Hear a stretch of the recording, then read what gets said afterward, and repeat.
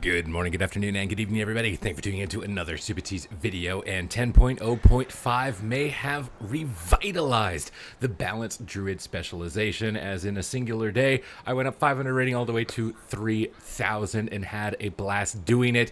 And a lot of you that have been following me for a long time know that I play Balanced Druid a lot, and my opinions of Boomkin moving into this patch were honestly pretty pessimistic. I had some low hopes for it really being successful, but at the end of the day, it actually looks like it is going to be pretty phenomenal, and I ended up having a lot of fun with things that I didn't think I was going to. So in today's video, I'm going to be covering a build, talents, playstyle. It's going to be a complete run-through guide of what you need to do in order to replicate this type of success, in order to maximize your fun. So definitely stay tuned for the entire video so you don't miss out on any secret tips or secrets that are going to help you on your grind to 3,000 rating and beyond. So first things first for the Balanced Druid is that you're going to notice that you have a completely new talent tree, and with this talent tree I'll have the code linked in the description down below, but we're going to quickly talk about some core fundamentals of the talent tree that you're really not going to want to mess too much with. In this patch, you're also going to be gaining access to your 4-piece bonus, which we should probably talk about first. I don't currently have it, and I was able to get this high rated, and the 4-piece bonus is going to be really pivotal in what you're trying to do. So first of all, the 2-step bonus is that Star Surge will buff the damage of our Wrath and Starfire by 20%, stacking 3 times. This is going to be really important with our talents. And then our 4-piece is that when we enter Eclipse, our next Star Surge is going to be free and cost no astral power. It is important to note in this patch that I am almost exclusively playing Star Surge builds. Starfall, it's a fun build. I think you can get away with it at low rating, but if you're looking for something that's hyper competitive, you're going to want to be sticking with Star Surge on this patch, which now that we've covered the set bonuses, Warrior of Elune. This is going to be pivotal in your build, and previously really wasn't. This is going to make your next 3 Starfires instant cast and generate 40 astral power. This is going to be a really good way when you're not getting targeted to dump a chain of burst damage in Lunar Eclipse, utilizing our 4-piece and our 2-piece in tandem. So really important. You'll see on the left side that I've completely avoided Starfall. You're not going to want to take any talent oriented around Starfall. There's not really going to be a purpose to it. And now with the way that the talents are locked, you will be having to take Stellar Flare, to which initially, this is probably the most pessimistic ability I had, or the ability I had the most pessimism towards being good or useful. It actually ended up slotting in really well with the kit and some of the new honor talents that I tried to utilize alongside it, and it was really easy to be able to maintain Waning Twilight as a result with it. Soul of the Forest is a lot better in this patch, particularly for our Starfire AoE damage, because Starfire now does more AoE damage as opposed to a higher crit chance in Lunar Eclipse, which means we can cleave melee DPS really hard. I got in a lobby with 3 Demon Hunters, and I was out damaging them sometimes and just cleaving both of them. So really good talent now to pick up here on the Boomkin side. We're still going to be running Orbital Strike. Just the 2-minute cooldown Incarn is way too juicy to give up. And plus the laser beam looks really cool. I love aiming my Incarn. It's a lot cooler of a cooldown to activate than the previous just, whoop, my damage is higher all of a sudden. I really like Nature's Grace just to get extra haste. Haste is just going to feel really good. It's going to get your dots ticking really fast. You're going to also notice that Moonfire, Sunfire, and Stellar Flare deal their damage 25% faster. But Stellar Flare will be maintaining a higher uptime now that Circle of Life and Death is out of the way, so it's actually really nice, this new talent replacing it. Mechanically, I really like Wild Mushroom. The way that it plays, when I go into the VOD footage of my gameplay, you really see what I mean, but getting extra burst damage when you're getting trained, being able to get a 3rd dot when you can't cast Stellar Flare, it's really core to play it in Balanced Druid PvP and to get Fungal Growth to apply the dot. Orbit Breaker, still really fun, generates you another Star Surge, so I'm still taking it even though it's nerfed in PvP. And Incarnation, you can't really give it up with the fact that you're getting a 2-minute cooldown on it and it makes it last 30 seconds, and you get 10% crit chance. Also, Elune's Guidance to discount your Star Surges is going to be really core to being able to do damage and succeed. On the right side, Power of Goldrin is actually a lot stronger on this patch because now it takes 2 points, but it's going to be adding a lot of bonus damage to your Star Surge. I really prefer Star-Lord. I know some druids are running Balance of All Things. The main reason I don't like this is that healers that know how to fight Boomkins, when you activate your burst, will just dispel your dots, and then you have to reapply your dots, and then the window that this is up is now gone.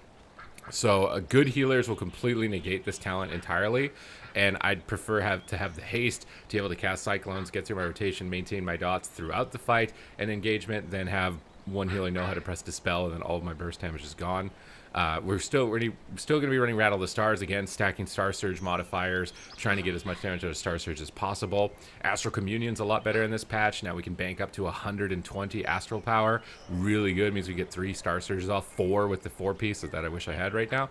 And then Fury of Elune, which is going to generate us more Astral Power to be able to dump out damage. One of the newest talents on the Druid tree that's got me really excited was Gale Winds. This is going to increase the radius of your Typhoon and its range by 5 yards. This is really nice for knocking enemies that might be in an anti-magic zone that are far away, or a darkness that are far away, or just interrupting a cast.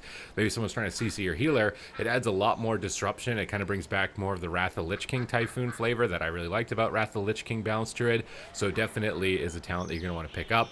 Unfortunately, still, Decurse is locked behind a lot of talents that don't do a whole lot. And honestly, I don't really even want the keybinds, because you're going to notice that Boomkin is pretty keybind dense now in this patch. It's not just spam Moonfire with one button. You're going to need a lot of keybinds to play this spec. It's a lot more complicated. So I opted not to run these simply because the healing output is very minimal, and I don't want to deal with having the extra keybinds.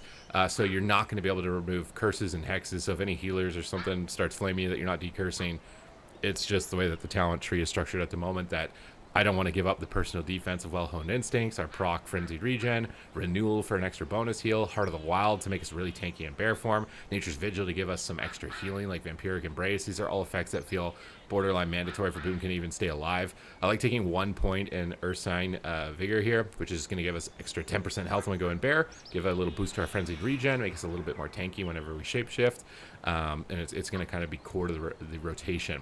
Now, one of the newest honor talents that I really have been liking is right here, Precognition. When you're able to fake an interrupt, or somebody just uses an interrupt on you, which happens a lot in solo queue where people will like overlap, interrupt, and CC on you because they're not communicating, and you just get this proc for free a lot of the times. It's going to give you 15% haste. It got buffed to last 5 seconds. It makes you immune to all CC. So you can get a ton of haste up here with Star-Lord, Nature's Grace, and then Precognition.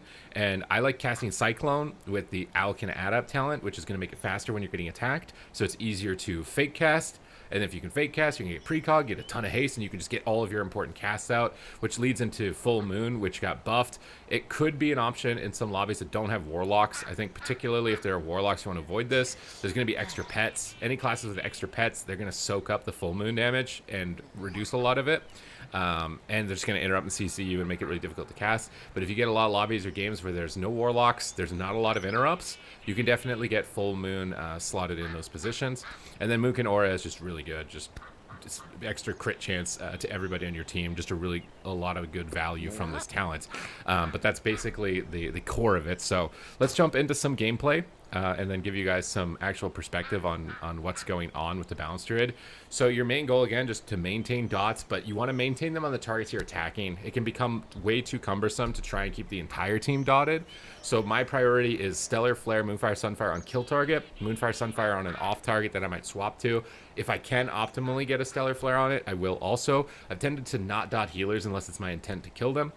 So right at the start of the game, we're going to get an advantageous position against a warrior. We're going to play on the top side of a Z-axis, and we're going to freely dot from the top, avoiding all of the interrupts, avoiding all the crowd control. We're going to chain Cyclone out of Sap, get into our Lunar Eclipse, get all of our dots going here, get a Stellar Flare, and then dump all of our Star Surges. Here we would have got 3 if we had the 4-piece, would have been really good. We're going to activate our Astral Communion, juice ourselves up with even more Astral Power, and go for Warrior of Elune. So we've Star Surged a few times. We've stacked up our modifiers. These Starfalls are going to hit harder. We can jump back, Typhoon the Warrior down. This is why I really like Z-axis against Warrior particularly. I can take advantage of it by knocking the enemy off the side. Here I'm trying to Cyclone the enemy Druid, and you can see I'm not trying to really maintain Stellar Flare on multiple targets. It's really only the Warrior at the moment. Now I'm focused on peeling. There's a lot that you're going to have to do in any given match. We end up landing in blind here. We get Trinket from it, so we're going to Root Beam the Shadow Priest. Double Orbital Strike. Really good to use Orbital Strike or your Incarnation when enemies are stacked, because it's going to instantly apply Stellar Flare and give you a big boost of damage. Then we're going to Astral Communion, dump the rest of our Star Surges, and try and burst down the target. And again, if we had a 4-piece bonus, I would have done even more damage there. We get a Smoke Bomb. We're going to Stellar Flare when there's no enemies that can interrupt us. Try and take advantage of that min-max time. Off Cyclone the Shadow Priest while still maintaining a lot of damage on the Warrior. Again, think just really single target. Druid's kind of stacking up next to the Rogue, and I see bleed, so I start dotting up the Druid for a little bit of a swap to this Druid. Swapping the rest of the Druids is really good, just strategy in general. So this forces the Druid to run away. And now guess what? The Warrior's left up here alone. We can jump away, get some distance, activate Lunar Eclipse. We get a Full Moon proc. We can start dumping dumping our Star Surges onto the target, and we get died by the sword as a result. But now we're starting to get a little bit low health, so I'm moving my way back towards my Paladin, who's getting swapped to. We cycle on the Druid. Shadow Priest has to life swap. We still have pressure onto the Shadow Priest, so we're just swapping over onto that target. We can use Wild Mushrooms when we can't get a Stellar Flare in this position to get 3 dots for Waning Twilight, but I'm kind of just spamming Solar Wrath with that Benefit of Soul to Forest talent that I talked about. We'll also buff the Wrath damage and Astral Generation, so I really just wanted to get more Wraths out to get more Astral power in this position. Warriors disarm, but we're getting really low health. I see my Paladin wants to play downstairs, so we're going to jump off the side, move towards them, and try and kite behind the pillar in bear form using Frenzied Regen, and heal ourselves up a little bit behind the pillar because we can see that the Paladin is struggling to heal all of us. We get a Kidney Shot on the Warrior, so we're going to get our dots right back up. Root Beam on the Shadow Priest, blind the Druid, and 3-2-1, isolate the Warrior here. Now, I mentioned a lobby I got with triple Demon Hunter, which I really want to jump to if I can find, because that lobby is probably going to be more, you're going to be more accustomed to that type of lobby where it's just a bunch of melee DPS running on top of you, and what exactly you can do in those given lobbies. I think it was on Tolveron Arena from my memory, so I must have played a lot. How can I not find it on the VODs here already? I'm actually really surprised I can't. Maybe it happened yesterday. It's entirely possible that this happened yesterday and not today. So we're going to check the VOD here in a second. Oh yeah, my 4-piece bugged out. That was super pog. All right, we got a lobby here with a lot of melee DPS. So this will do just as effectively as the last one that I was talking about. So here we're going to have melee DPS running us the entire game. They're going to just be trying to destroy us. So we want to position out in the open in this matchup, and so this way we can just cleave down as many targets, bait the healer out into the open for crowd control, so we can solar beam the healer in the middle of the map, get dots out, we get in-capped here, and CC'd a little bit, so now we got to figure out, hey, are they going on me or on my Death Knight, because I got a Cyclone, but they're stacked up, immediate incarnation, get the Stellar Flares, start to kite across the map through the middle and run really wide lines on the map. I'm just going to be running back and forth in the middle of the map, really long lines, rooting enemies while I'm moving, bashing enemies while I'm moving. You want to stay stationary when people act defensives. I get knocked out of the thing, and we're going to go Heart of the Wild Bear form, Frenzied Regen, and just kite away in a straight line to this side. This pulls the priest off the pillar out into the open. We can strangulate them, blast down enemies as they're moving through the midfield, and then I can get control on the other enemies that are still on me. I'm trying to Cyclone this guy here, and you can see I'm casting Cyclone with the fast casting talent. I'm playing Thorns in these lobbies and not Precog. I think if there's a Shaman healer, Precog can be better, but with double melee, Thorns is really good. It's going to be a high percentage of your damage. And now you can see I've just pulled to the other side of the map to pull the priest back into the middle. We're using Wild Mushroom to maintain our 3-dot stack when we want to burst in these positions, because casting Stellar Flare in this situation, don't waste your time trying to do it. We've pulled them out into the corner on this side on the right, so now we're going to turn around pretty soon and start jumping towards the other side, just using our Wild Charge on cooldown, solar beam the priest as we move through the midfield. Healers in crowd control, I go bear form, Frenzied Regen, try and fake some interrupts on my way across. We get blinding sleet here. I want to cast some Stellar Flares while all their interrupts are down and get that triple dot application if I can. And I'm tracking their interrupts here on the Omnibar, but then we're just pulling back to the opposite side. I see the priest on this side, so I'm always running to the open of the opposite of the priest. So now I'm running a straight line pulling away because they're moving on top of me. I don't want them to be right on top of me, and I'm still cycloning whenever there's interrupts that are down, just trying to min-max. Stellar Flare when there's no interrupts near me. Really important to min-max that cast time when you can, because getting 3 dots up is going to be important here. Once again,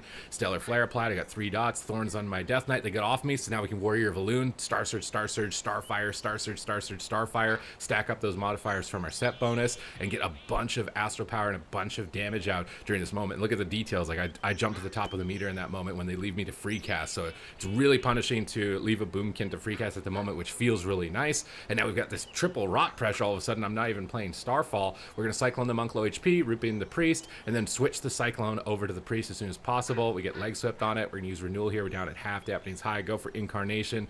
Dump a bunch of damage here and just kill him through pain suppression at that point. Just kind of run him down. And you can see it. Look at this. I'm keeping up with these guys. These classes used to do like 3 times my damage at the end of a lobby. Like these Death Knights, these Demon Hunters, they used to do 3 times my damage at the end of the lobby. I felt pretty good with the amount that I was able to output in these situations. You just got to always be on the move, trying to min-max your diminishing returns as much as possible, and that's going to be where the skill cap starts to develop. Identify the situations where, hey, there's nobody near me I can cast. I should take advantage of this and cast. Oh, they're on top of me. I got to get them away from me. Oh, my healers CC'd, need to be in bear form, need to be frenzied regenning, and just flipping between all of these modes of thought, given the certain circumstance of where the match happens to be. But that's the general gist of it. for Balanced Druid. I hope that you've enjoyed my guide here. This is a really funny image of my face, actually. This is what it feels like to play a Balanced Druid, I guess.